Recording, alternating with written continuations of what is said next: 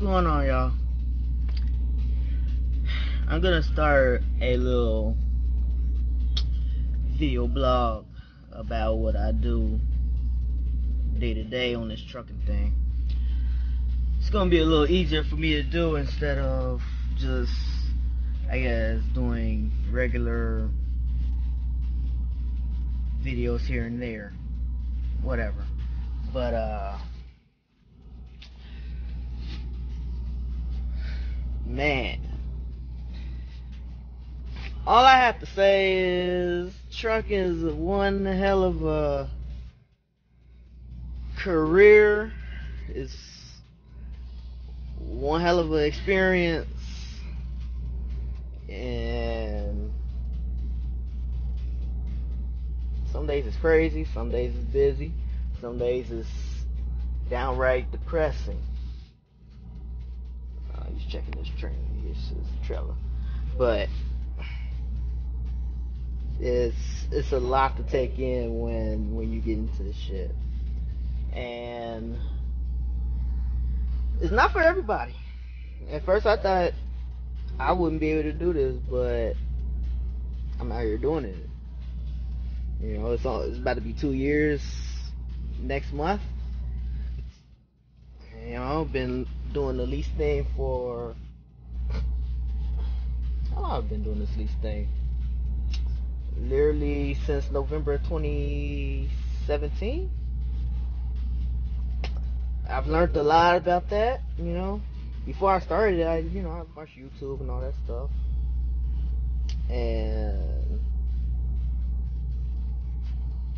you know, I'm like, okay, I can get with that. I can make money doing this, blah blah blah. And got into it.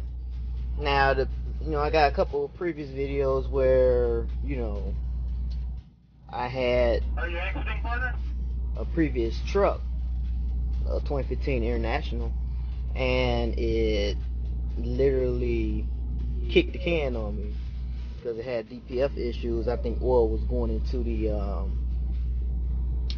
oil was leaking into the DPF because it was always drinking oil, and you know, it was always doing regens. And I'm thinking that's the reason why it was doing regens, because of the oil. You know, ash and all that stuff builds up in there, and when it gets burnt out, it can't go anywhere because the oil's making all this stick. Who knows? I don't know. But all I know, it was fucked up.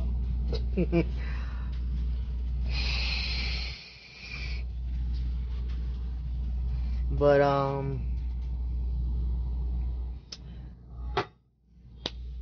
fast forward to February of this year. Managed to get me a 2018 International LT. Beautiful truck. It's freaking awesome. It's freaking beautiful. Camera, get your shit together. Okay. This truck is awesome. That's, you know, this is the same truck that I've had till this day, or still have, I should say. But it's a beast. It's a lot better. It's smoother. It's actually quieter. You know, way better fuel mileage with this thing, and I love it. And it has an inverter in here. You know, I mean, look, fuck, I got a whole TV right there. I got a refrigerator right there. Come on, camera. Refrigerator right there, you know. God damn. Microwave. I got a lot of stuff in here. And I even got a printer in here, you know. I got like the hookup. You know? Like this truck so much, I put 2 12s right under my bed, and when I bump that, boy, it's beautiful. But I haven't had any major problems out of this truck. I mean, other than my condenser going bad, I had the APU replaced because it wasn't making the truck cold when I had the air going when my truck was off, when I had the All-Star going.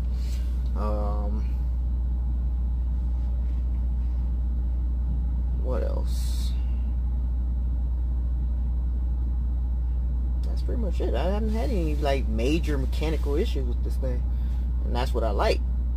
You know, a truck where you know you have to do some kind of repair here and there. That's expected, whatever, but nothing catastrophic like a DPF going bad. I mean, that's just crazy.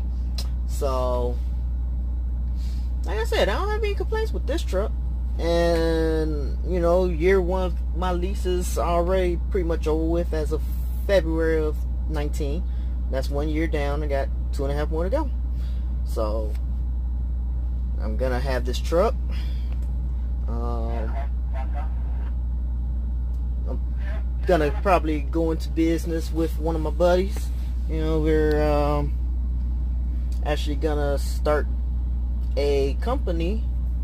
It's gonna be based out of Indiana, and you know, he's doing the lease thing too. We both have LTs, and we're gonna put our trucks together, put our money together. You know, we're gonna get the authority. You know, we've been doing a lot of research on authority, what to do. You know, how much it's gonna be, all that stuff. So it's not as hard as it looks. It just takes a lot of organization, a lot of diligence. I mean, that's what you need if you're going to run a business. Because I'm running my business now. You know, my business name is all, you know, I'm running it as On Point Logistics. That's my company. And I can tell you, it's rough sometimes. It's rough because sometimes, some weeks you make a lot of money. Other weeks you can barely pay a bill. I mean, it's not up and down like that all the time, but it's up there. It's a challenge sometimes. But you know what? It's a challenge that I'm willing to take, because before this job I was struggling my ass. You know, I didn't have a lot of money. You know, I hadn't had 4 credit cards that I had ran up to the max, and I was about to lose my goddamn car.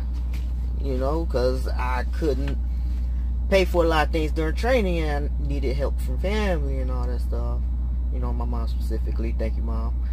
And it was rough.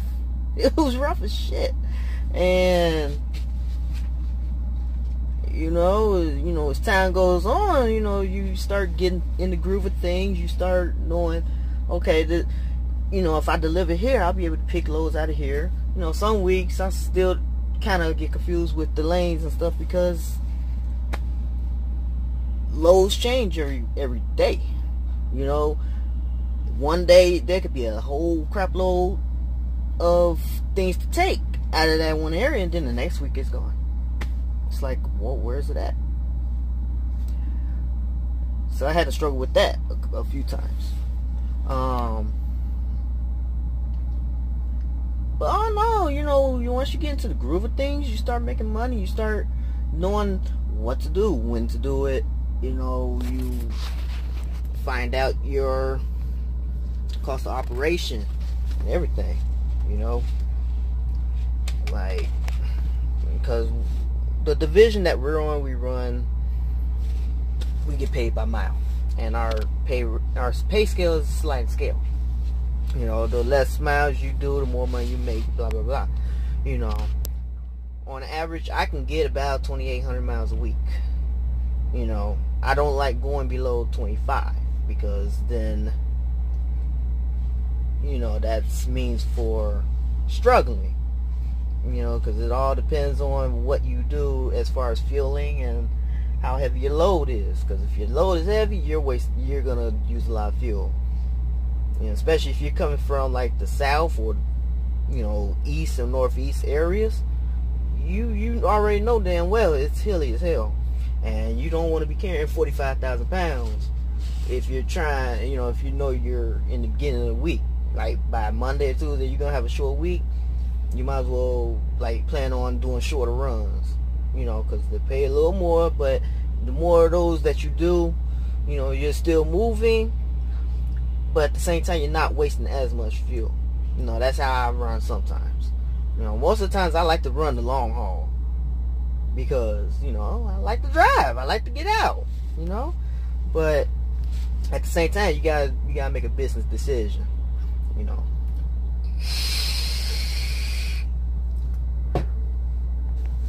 You know, also, you know,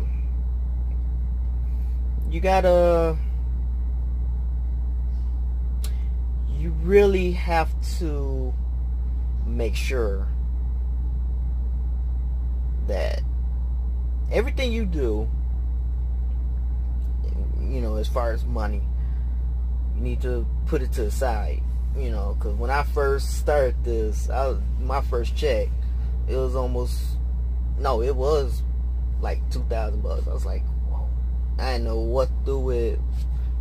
I ain't gonna lie, the first check that I got, I splurged when I went to lease out. I splurged my ass off. And then I realized real quick, you can't do that. You know, now, you know, nowadays, you know, time's passing. You can splurge every now and then. Like, nowadays, I'll sometimes take a week off after being out for like 3 weeks. Because, you know, you're dealing with all this stuff. You're dealing with all the people. You know, you're dealing with shippers and receivers. You know, you deal with people that don't want to do their goddamn jobs. You deal with people that don't like their life. You know, they'll just cut you off. You know, I recently had a van literally swerve in front of me and hit a fucking wall right in front of me. And that was the first time I've ever had an accident like that. I'll tell you about that in the next video. Probably about, yeah, next video I'll tell you about that one. But it was rough. And I was literally 6 miles away from delivery in New Jersey. But luckily it wasn't my fault, so, you know, I felt good about that. You know, I'm glad the dude was okay, but he's about to get beat. He's about to get that ass beat. But what can you do, you know? Motherfucker loses control. You can't really do nothing but control your vehicle and stop it safely somewhere where you can check on dude. That's all it is to it. But I'll tell you about that in the next video. But today, coming from Georgia, man, that was rough.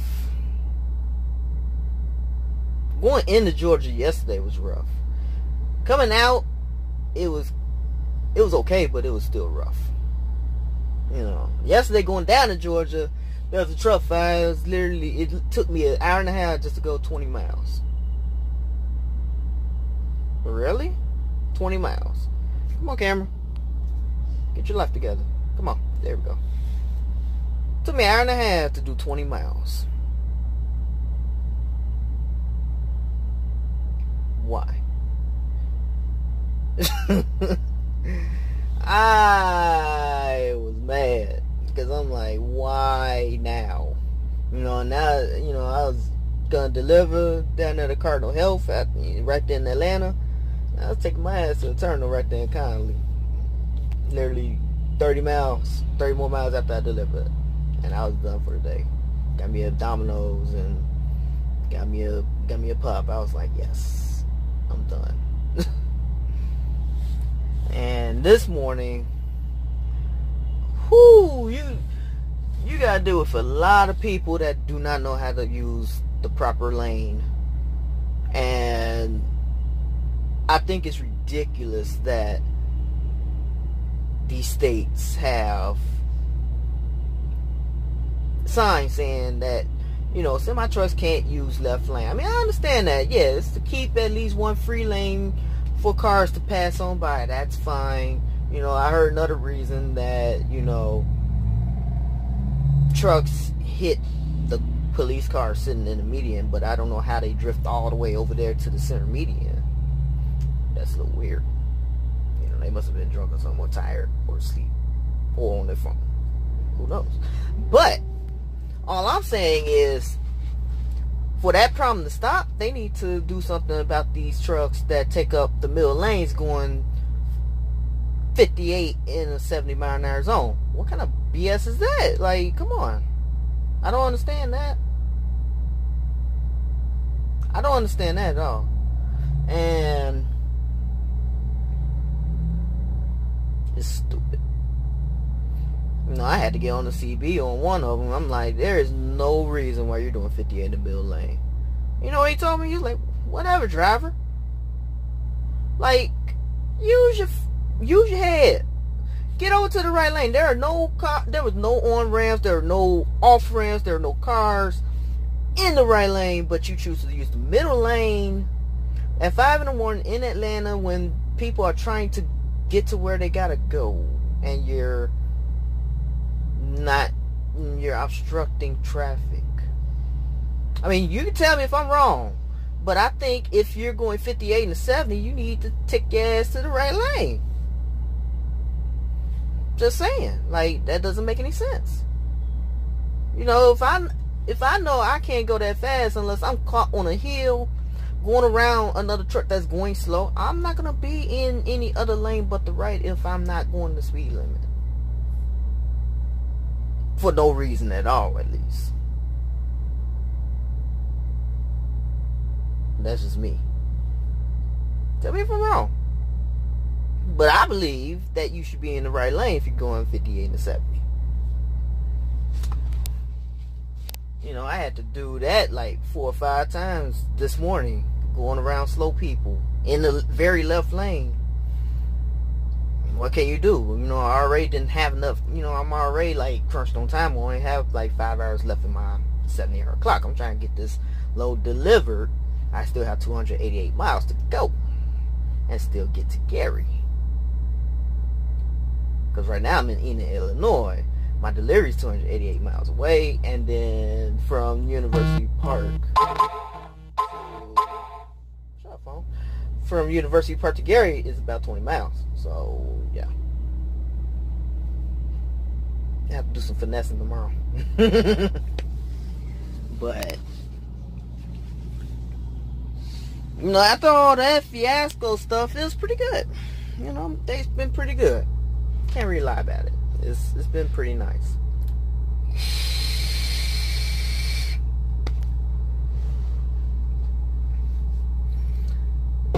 And you know, I can't complain. This week is gonna be a good week. Because by the time I deliver this tomorrow, I'm gonna have about 3,200 miles. I'm gonna sit for a day because I have recaps coming back Friday. You know, I got good recaps coming back. So it's like, why would I want to do a reset when I can just sit a day, then take something out of the surrounding area? I want to find something that goes another 600 miles. I want to get exposed to 4,000 miles. I need some money. These last 2 weeks been crazy, really.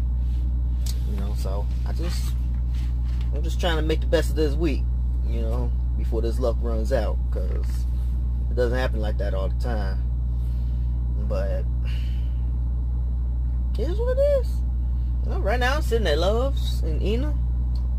You know, all right off I-57, off the 83, and you know, found me a spot for the night. I'm gonna wake up about 2 a.m.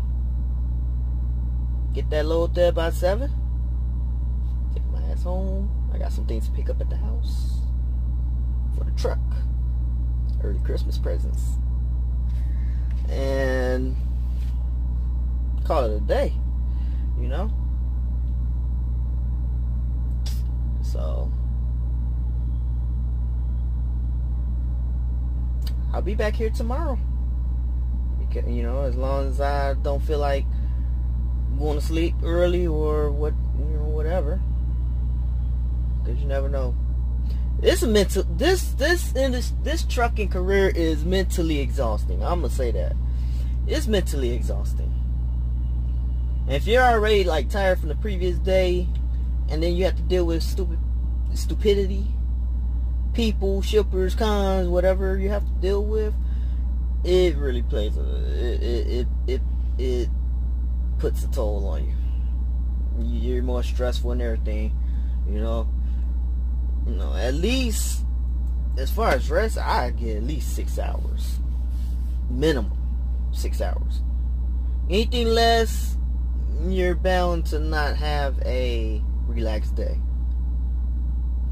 That's all I'm saying. So, you gotta get your rest. You gotta make sure you try to eat good. Because I have cheese in my refrigerator. I have cheese. I got lunch meat. I have to get some more bread because some kind of way my shit molded. So I gotta get some more bread. And make it happen.